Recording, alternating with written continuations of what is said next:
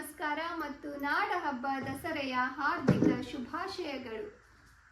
ನಿಮ್ಮ ಪ್ರೀತಿಯ ಸುಕೃತ ಅಮರೇಶ್ ಯೂಟ್ಯೂಬ್ ಚಾನಲ್ಗೆ ಆತ್ಮೀಯವಾದ ಸ್ವಾಗತ.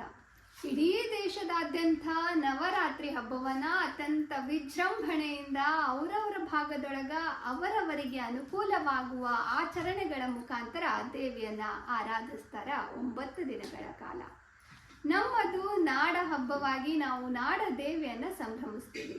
ನಾವು ಹೆಂಗೆ ಆಚರಿಸ್ಲಿ, ಹಬ್ಬದ ಪ್ರಮುಖವಾದ ಅರ್ಥ ಪಾಠ ಏನು ಅಂತಂದ್ರ, ಹೆಣ್ಣಿನ ವಿವಿಧ ಆಯಾಮಗಳನ್ನ, ರೂಪಗಳನ್ನ, ಅವತಾರಗಳನ್ನ ಪೂಜನೀಯ ಭಾವದಿಂದ ಕಂಡು ಗೌರವಿಸಬೇಕು ಅನ್ನುವುದನ್ನ.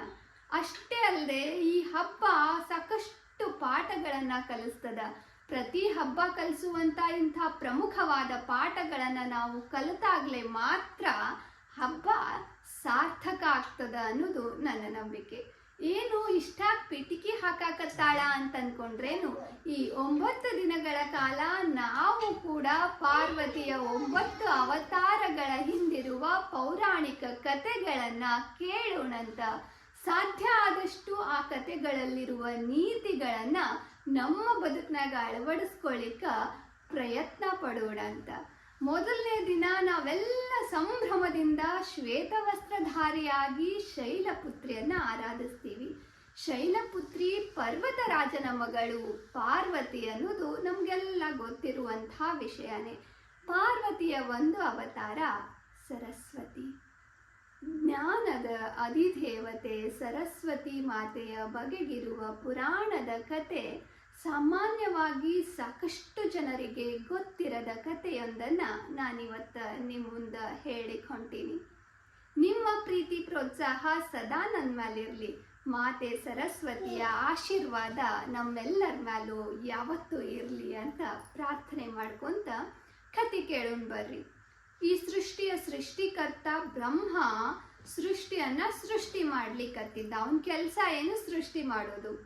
ಇಡೀ ಸೃಷ್ಟಿಯನ್ನ, ಬ್ರಹ್ಮಾಂಡವನ್ನ ಸೃಷ್ಟಿಸ್ತಿರ್ಬೇಕಾದ್ರ ಒಂದು ಸಣ್ಣ ಕ್ರಿಮಿಯಿಂದ ಹಿಡಿದು ಆನೆ ತನಕ, ಎಲೆ, ಮರ, ಗಿಡ, ಬಳ್ಳಿ, ಪ್ರಾಣಿ, ಪಕ್ಷಿ, ನದಿ, ಸರೋವರಗಳು, ದೊಡ್ಡ ದೊಡ್ಡ ಸಮುದ್ರಗಳು, ಬೆಟ್ಟ ಗುಡ್ಡಗಳು, ಮನುಷ್ಯರು, ಅಸಂಖ್ಯ ಸೃಷ್ಟಿಗಳನ್ನ ಆತ ಸೃಷ್ಟಿಸ್ತಿರ್ಬೇಕಾದ್ರೆ ಅವನಿಗೆ ಸಿಕ್ಕಾಪಟ್ಟೆ ಗೊಂದಲ ಆಗ್ಬಿಡ್ತು. ನನಗೂ ಒಬ್ರು ಸಹಾಯಕ್ಕಿದ್ರ ಭಾಳ ಚಲೋ ಆಗ್ತಿತ್ತು ನೋಡು ಅಂತ ಅನ್ಕೊಂಡ. ಹಂಗ ಅನ್ಕೊಂಡವನೇ ಬ್ರಹ್ಮ ಏನಂದ ಅಂತಂದ್ರ, ನನಗೂ ಒಬ್ಬ ಸಹಚರಣಿ ಇರಬೇಕಾಗಿತ್ತು. ಈ ಸೃಷ್ಟಿಯನ್ನ ಸೃಷ್ಟಿಸ್ಲಿಕ್ಕ ನನಗೆ ಅನುವಾಗುವಂಗ ನನಗೆ ಗೈಡ್ ಮಾಡುವಂಥ ಒಂದು ವ್ಯಕ್ತಿತ್ವ ನನ್ನ ಜೊತೆಗಿರ್ಬೇಕಾಗಿತ್ತು.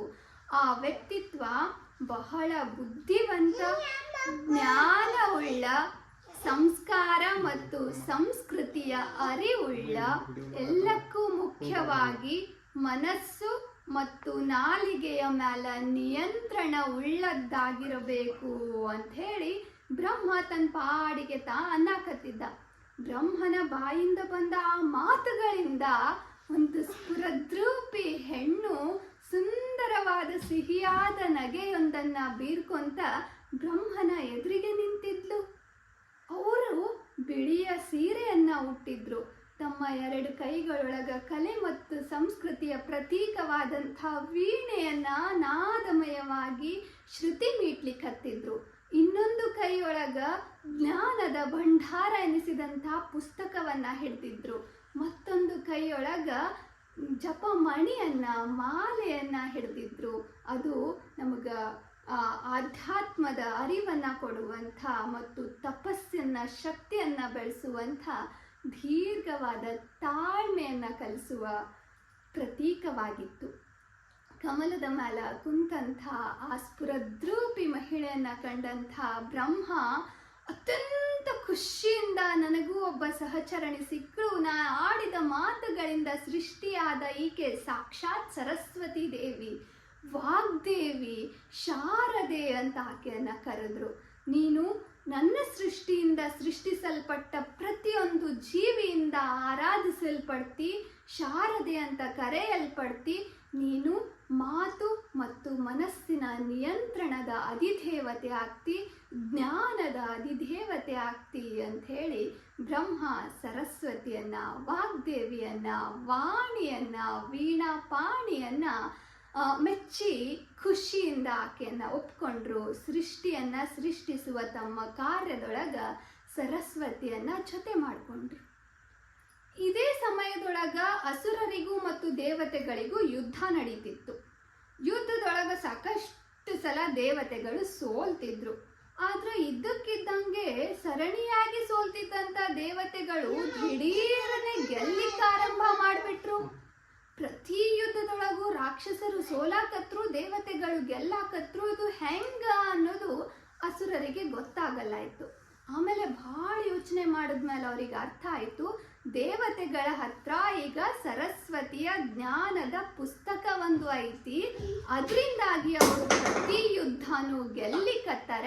ಆ ಜ್ಞಾನದ ಭಂಡಾರವನ್ನು ನಾವು ಹೆಂಗಾರ ಮಾಡಿ ಕಿತ್ಕೊಂಡ್ಬಿಟ್ರ ಅದು ರಾಕ್ಷಸರ ಪಾಲಾಗ್ತದ, ಅಸುರರಿಗೆ ಜಯ ಆಗ್ತದ ಅಂಥೇಳಿ ಅದನ್ನು ಕಿತ್ತುಕೊಳ್ಳುವ ಹೊಂಚು ಹಾಕಿದ್ರು ಅಸುರರು. ಒಂದು ದಿವಸ ಸಾಮಾನ್ಯವಾಗಿ ಸರಸ್ವತಿ ಶಾಂತ ಸ್ವಭಾವದಾಕೆ ವೀಣೆಯನ್ನು ನುಡಿಸ್ಕೊಂತ, ಶ್ರುತಿ ಮೀಟಿಸ್ಕೊಂತ ಸೌಮ್ಯವಾಗಿ ಆನಂದದಿಂದ ಕುಂತಿರ್ಬೇಕಾದ್ರೆ ಮೈ ಮರ್ತ್ಬಿಟ್ಟಿದ್ಲು ಆ ಕಲೆಯೊಳಗ, ಆ ಸಂಸ್ಕೃತಿಯೊಳಗ. ಇದ್ದಕ್ಕಿದ್ದಂಗೆ ಅಸುರರು ಬಂದು ಆಕೆಯ ಜ್ಞಾನದ ಭಂಡಾರ ಎನಿಸಿದ ಪುಸ್ತಕವೊಂದನ್ನು ತಗೊಂಡು ಭೂಲೋಕಕ್ಕೆ ಹೊಂಟ್ಬಿಡ್ತಾರ. ಅದೆಷ್ಟು ಹೊತ್ತಾದ್ಮೇಲೆ ಸರಸ್ವತಿಗೆ ಎಚ್ಚರ ಆಗ್ತದ, ಅದನ್ನು ಗಮನಿಸ್ತಾಳ. ಆಗ ಗಾಬರಾಗ್ತಾಳ, ಏನು ಮಾಡಬೇಕು? ಸರಸ್ವತಿಯ ಸ್ವಭಾವ ಎಂಥದ್ದು? ಆಕೆ ಯೋಧೆ ಅಲ್ಲ, ಆಕೆ ಹತ್ರ ಯಾವುದೇ ಅಸ್ತ್ರಗಳಿಲ್ಲ.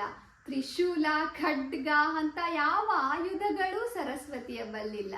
ಆಕೆ ಹತ್ರ ಇರೋದು ಜ್ಞಾನ, ಶಾಂತಿ, ಮಾತಿನ ಮೇಲೆ, ಮನಸ್ಸಿನ ಮೇಲೆ ನಿಯಂತ್ರಣ. ಅದನ್ನೇ ಬಳಸ್ಕೊಂಡು ಹೆಂಗಾರ ಮಾಡಿ ಆ ಜ್ಞಾನದ ಭಂಡಾರವನ್ನು ಅಸುರರಿಗೆ ಸಿಗದ ಹಾಗೆ ಮಾಡಬೇಕು ಅಂತ ಹೇಳಿ ತನ್ನನ್ನು ತಾನು ಒಂದು ನದಿಯಾಗಿ ರೂಪಿಸ್ಕೊಂಡು ಪರಿವರ್ತಿಸ್ಕೊಂಡು ಭೂಮಿಗೆ ಇಳಿದು ಬಂದು ಅಸುರರ ಬೆನ್ನಟ್ಟದ್ಲು. ಪ್ರವಾಹವಾಗಿ ಅವರನ್ನು ಆ ಪ್ರವಾಹದೊಳಗೆ ಮುಳುಗುವಂಗ ಮಾಡಿ ರಭಸದಿಂದ ಅವರತ್ತ ಹರಿಲಿಕ್ಕೆ ಆರಂಭ ಮಾಡಿದ್ರು. ಇನ್ನು ಈ ಪ್ರವಾಹದೊಳಗೆ ನಾವು ಹರ್ಕೊಂಡು ಹೋಗ್ಬಿಡ್ತೀವಿ, ನಮ್ಮ ಅಸ್ತಿತ್ವನೇ ಇರ್ಲಾರ್ದಂಗೆ ಆಗ್ತದ ಅನ್ನೋದನ್ನು ಅರ್ಥಂತ ಅಸುರರು ಆ ಜ್ಞಾನದ ಪುಸ್ತಕವನ್ನು ಅಲ್ಲಿ ತಡದ ಮೇಲೆ ಬಿಟ್ಟು ವೇಗವಾಗಿ ಓಡ್ಲಿಕ್ಕೆ ಆರಂಭ ಮಾಡಿಬಿಟ್ರು. ಅದನ್ನು ಕಂಡಂಥ ಸರಸ್ವತಿ ನನ್ನ ಕೆಲಸ ಆಯಿತು ಅಂಥೇಳಿ ಶಾಂತಳಾಗಿ ಗುಪ್ತಗಾಮಿನಿಯಾಗಿ ಹರಿಲಿಕ್ಕೆ ಆರಂಭ ಮಾಡಿದ್ರು. ಇನ್ನೇನು ವಾಪಸ್ ದೇವಲೋಕಕ್ಕೆ ಹೋಗಬೇಕು, ತನ್ನ ಪುಸ್ತಕನ ತಾನು ಕೈಯೊಳಗೆ ಹಿಡ್ಕೊಂಡು ವಾಪಸ್ ಹೊಂಟಿದ್ಲು. ಅದನ್ನು ಅರ್ಥಂತ ಸಾಕಷ್ಟು ಜನ ಭೂಮಿ ಮೇಲಿರುವಂಥ ಋಷಿ ಮುನಿಗಳು ಸರಸ್ವತಿ ಭೂಲೋಕಕ್ಕೆ ಬಂದಾಳ, ನದಿಯಾಗಿ ಬಂದಾಳ, ಆಕೆ ತನ್ನ ಜ್ಞಾನದ ಭಂಡಾರವನ್ನು ತಗೊಂಡು ಬಂದಾಳ, ಸರಸ್ವತಿಯ ರೂಪವನ್ನು ನೋಡಬೇಕು, ಶಾರದೆಯನ್ನು ಕಣ್ತುಂಬ್ಕೋಬೇಕು ಅಂಥೇಳಿ ಋಷಿ ಮುನಿಗಳೆಲ್ಲ ಸರಸ್ವತಿ ಮಾತೆ ಎದುರು ಭಕ್ತಿಯಿಂದ ಬಂದು ನಿಂತು ಕೈ ಮುಗಿದ್ರು, ಹಾಡಿದ್ರು, ಆಕೆಯನ್ನು ಭಜಿಸಿದ್ರು, ಪೂಜಿಸಿದ್ರು. ಸರಸ್ವತಿ ಮಾತೆನೂ ಅವರನ್ನೆಲ್ಲ ಕಂಡು ಖುಷಿಯಾದ್ಲು. ನಿಮ್ಮ ಪ್ರಾರ್ಥನೆ ನನಗೆ ಸಲ್ಯದ ಅಂಥೇಳಿ ವಾಪಸ್ ದೇವಲೋಕಕ್ಕೆ ಹೋಗ್ಲಿಕ್ಕೆ ಕಾಣಿಯಾಯ್ತು. ಆಗ ಋಷಿ ಮುನಿಗಳು, ತಾಯಿ ನಿನ್ನ ಜ್ಞಾನ ಇಲ್ಲದೆ ಇದ್ರೆ ಈ ಭೂಮಿ ಮೇಲೆ ನಮ್ಮ ಅಸ್ತಿತ್ವನೇ ಇಲ್ಲ, ನಮಗೆಲ್ಲದಕ್ಕೂ ಜ್ಞಾನದ ಅವಶ್ಯಕತೆ ಅದ, ನೀ ಯಾಕೆ ಭೂಮಿ ಮೇಲೆ ಉಳ್ಕೋಬಾರ್ದು ಅಂತ ಹೇಳಿ ಸರಸ್ವತಿ ಮಾತೆಗೆ ದುಂಬಾಲು ಬಿದ್ರು. ಅವರ ಮುಕ್ತವಾದ ಭಕ್ತಿಗೆ ಮಣಿದು ಸರಸ್ವತಿ ಇರಬಹುದಾಗಿತ್ತು. ಆದ್ರೆ ನಾನು ಇಡಿಯಾಗಿ ಇಲ್ಲಿದ್ರ ಸೃಷ್ಟಿಕರ್ತ ಬ್ರಹ್ಮನಿಗೆ ಕಷ್ಟ ಆಗ್ತದೆ, ಸೃಷ್ಟಿಯನ್ನು ಸೃಷ್ಟಿಸುವ ಕೆಲಸ ಮಾಡಲಿಕ್ಕೆ. ಆತನಿಗೆ ನನ್ನ ಅವಶ್ಯಕತೆ, ಜ್ಞಾನದ ಅವಶ್ಯಕತೆ ಭಾಳದ. ನನ್ನ ಒಂದು ಅಂಶವನ್ನು ನಾನು ಭೂಮಿ ಮೇಲೆ ಬಿಟ್ಟು ಹೋಗಬಲ್ಲೆ ನಿಮ್ಮೆಲ್ಲರ ಪ್ರೀತಿಗೆ ಮಣಿದು ಅಂಥೇಳಿ ಆ ನದಿಯಾಗಿ ಭೂಮಿ ಮೇಲೆ ಸರಸ್ವತಿ ನದಿಯಾಗಿ ನಾನು ಹರಿತೀನಿ ಅಂಥೇಳಿ ಸಾಕಷ್ಟು ಕಡೆ ಗುಪ್ತಗಾಮಿನಿಯಾಗಿ ಎಷ್ಟೋ ಜನರ ಹತ್ರ ಇದಷ್ಟು ಜ್ಞಾನ ಇರ್ತದ, ನಾಲೆಜ್ ಇರ್ತದ, ಅವರನ್ನು ನೋಡಿದಾಗ ಅವ್ರ ಹತ್ರ ಏನು ಇದಷ್ಟು ಜ್ಞಾನ ಅದ ಅಂತ ನಮಗೆ ಗೊತ್ತೇ ಆಗೋದಿಲ್ಲ. ಆದ್ರೆ ಅವ್ರೊಳಗೆ ಅದು ಜ್ಞಾನ ಗುಪ್ತವಾಗಿರ್ತದ. ಎಷ್ಟೋ ಹೊತ್ತಿನ ಬಳಿಕ ಅದು ಬೆಳಕಿಗೆ ಬರ್ತದೆ. ಹಂಗೆ ಸರಸ್ವತಿ ಕೆಲವೆಡೆ ಗುಪ್ತಗಾಮಿನಿಯಾಗಿ ಹರಿತಾಳ, ಶಾಂತಳಾಗಿ ಹರಿತಾಳ. ಕೊನೆಗೆ ಪ್ರಯಾಗದೊಳಗ ಗಂಗೆ ಯಮುನೆಯೊಟ್ಟಿಗೆ ಸೇರಿ ನಾನು ಲೀನವಾಗಿ ಹೋಗ್ತೀನಿ ಅಂತ ಹೇಳಿ ಸರಸ್ವತಿ ಒಂದು ನದಿಯಾಗಿ ಭೂಮಿ ಮೇಲೆ ಉಳಿದು ತನ್ನ ಉಳಿದ ಅಂಶದೊಟ್ಟಿಗೆ, ತನ್ನ ಉಳಿದ ಜ್ಞಾನದೊಟ್ಟಿಗೆ ಆಕೆ ಮತ್ತೆ ದೇವಲೋಕವನ್ನು ಸೇರಿದ್ಳು. ಸರಸ್ವತಿ ಮಾತೆ ನದಿಯಾಗಿ ಭೂಮಿ ಮ್ಯಾಲ ಕಲೆ, ಸಂಸ್ಕೃತಿ, ನಮ್ಮ ನಡೆ ನುಡಿಗಳ ಪ್ರತೀಕವಾಗಿ, ಜ್ಞಾನದ ನಿಧಿಯಾಗಿ ನಮ್ಮಿಂದ ಪೂಜಿಸಲ್ಪಡುವ, ಆರಾಧಿಸಲ್ಪಡುವ ಪಾರ್ವತಿಯ ಇನ್ನೊಂದು ಸ್ವರೂಪವಾಗಿ ಭೂಮಿ ಮೇಲೆ ಈ ರೀತಿ ತನ್ನ ಪುರಾಣದ ಕಥೆಯನ್ನು ನಮ್ಮ ಮುಂದೆ ತೋರ್ಪಡಿಸ್ಕೊಳ್ತಾಳ ಸರಸ್ವತಿ ಮಾತೆ, ತಾಯಿ ಶಾರದೆ. ಇದಾಗಿತ್ತು ಪಾರ್ವತಿಯ ಒಂದು ಅವತಾರವಾದ ಸರಸ್ವತಿಯ ಬಗೆಗಿರುವ ಪುರಾಣದ ಕತೆ. ನಾಳಿನ ದಿನ ಇನ್ನೊಂದು ಅವತಾರದ ಹಿಂದಿರುವ ಪೌರಾಣಿಕ ಕಥೆಯೊಟ್ಟಿಗೆ ನಿಮ್ಮೆದುರಿಗೆ ಬರ್ತೀನಿ. ವಿಷಯ ಇಷ್ಟ ಆಗಿತ್ತು ಅಂತಂದ್ರೆ ಕಮೆಂಟ್ ಮಾಡಿರಿ, ಲೈಕ್ ಮಾಡಿರಿ, ಚಾನಲನ್ನು ಸಬ್ಸ್ಕ್ರೈಬ್ ಮಾಡೋದು ಮರಿಬೇಡ್ರಿ. ಮತ್ತು ನಿಮಗೆ ಯಾವ ವಿಷಯಗಳು ಗೊತ್ತದಾವ ಅವುಗಳನ್ನು ನನ್ನೊಟ್ಟಿಗೆ ಕಮೆಂಟ್ ಸೆಕ್ಷನ್ನಾಗ ಹಂಚ್ಕೊಳ್ರಿ. ಜ್ಞಾನ ಯಾರಪ್ಪನ ಸೊತ್ತು ಅಲ್ಲ, ಸರಸ್ವತಿ ಯಾರಿಗೂ ಸಿಂಗಿತಳಲ್ಲ. ಯಾರು ಶ್ರದ್ಧೆಯಿಂದ, ತಾಳ್ಮೆಯಿಂದ ಮನಸ್ಸನ್ನು ಮತ್ತು ಮಾತನ್ನು ನಿಯಂತ್ರಣದೊಳಗಿಟ್ಕೊಂಡು ಬದುಕನ್ನು ನಡೆಸ್ತಾರ, ಅವರೆಲ್ಲರ ಬಳಿ ಸರಸ್ವತಿ ಮಾತೆ ತನ್ನ ಅಸ್ತಿತ್ವವನ್ನು ಉಳಿಸ್ತಾಳ ಅನ್ನೋದನ್ನು ನಾವು ಅರ್ಥ ಮಾಡಿಕೊಂಡು, ಪ್ರತಿಯೊಬ್ಬ ಹೆಣ್ಣಿಗೂ ನಮ್ಮಲ್ಲಿ ದೇವತೆ ಆಗುವ ಲಕ್ಷಣಗಳು ಇರ್ತಾವ, ದೆವ್ವ ಆಗುವ ಲಕ್ಷಣಗಳು ಇರ್ತಾವ. ಲಕ್ಷ್ಮಿ ದರಿದ್ರ ಲಕ್ಷ್ಮಿನೂ ಆಗ್ಬೋದು, ಅಷ್ಟಲಕ್ಷ್ಮಿನೂ ಆಗ್ಬೋದು, ಜ್ಞಾನಲಕ್ಷ್ಮಿನೂ ಆಗ್ಬೋದು, ಸಂಪತ್ ಲಕ್ಷ್ಮಿನೂ ಆಗ್ಬೋದು. ನಾವುಗಳು ನಿರ್ಧಾರ ಮಾಡಬೇಕು, ಸ್ವತಃ ನಾವುಗಳೇ ನಿರ್ಧಾರ ಮಾಡಬೇಕು ನಾವು ಯಾವ ಶಕ್ತಿಯನ್ನು ಪಡ್ಕೋಬೇಕು ಅನ್ನೋದನ್ನು.